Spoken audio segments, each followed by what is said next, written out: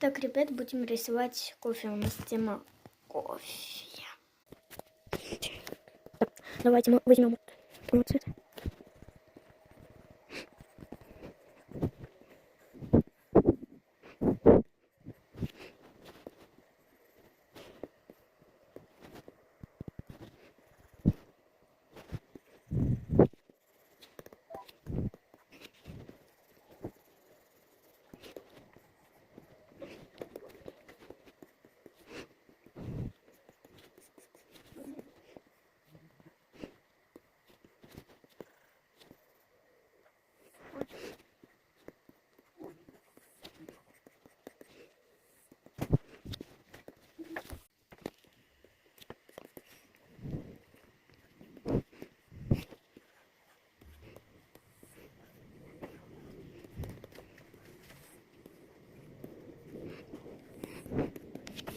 Вот он сам заканчивается. Давайте, я тут немножко добавила, давайте начнем оценивать.